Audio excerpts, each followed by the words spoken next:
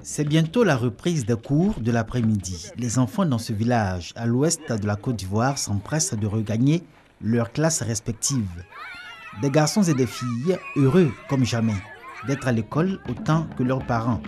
Ces derniers, pour avoir réussi le pari de retirer leurs enfants des plantations de cacao pour leur donner l'instruction. Dans le préscolaire, nous avons plus d'une trentaine d'enfants et dans le primaire, nous avons à Donkonankro une cinquantaine d'enfants.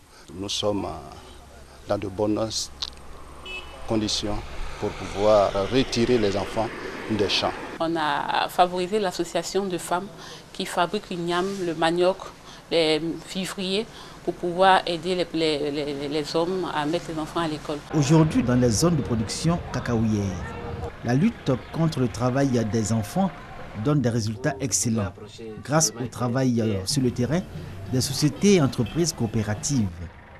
Au cœur de leur stratégie, l'action des femmes.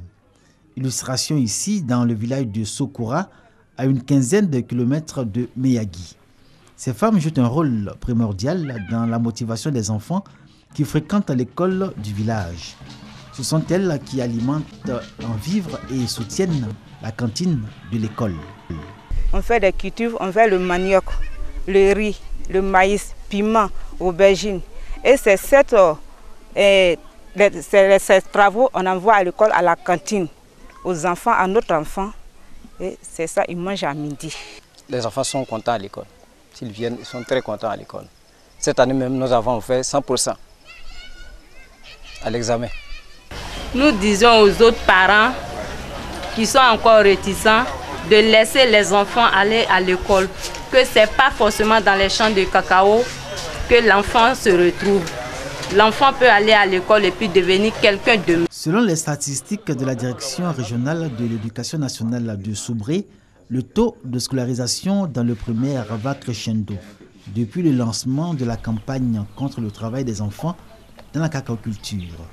De 2013 à 2014, un taux de 82,44%. 2014-2015, 84,15% et 2015-2016, 88,05%.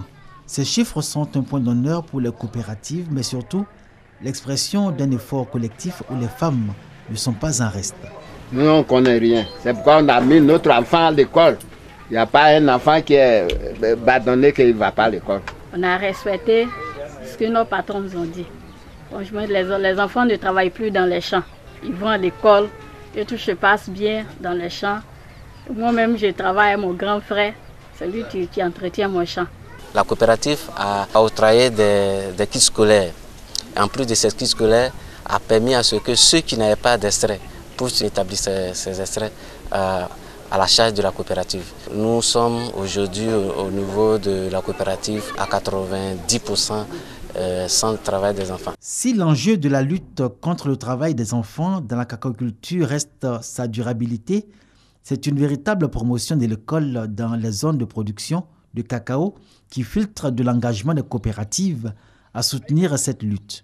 Au champ, nous sensibilisons les parents du Conseil Café Cacao. Nous donnons des kits scolaires pour remettre aux parents de ne plus faire partir les enfants en brousse, de ne plus faire des travaux forcés. Le Conseil Café Cacao appuie les coopératives, surtout dans les logements de maires des centres de santé et puis les constructions d'écoles. Aujourd'hui, 98% des enfants vont à l'école.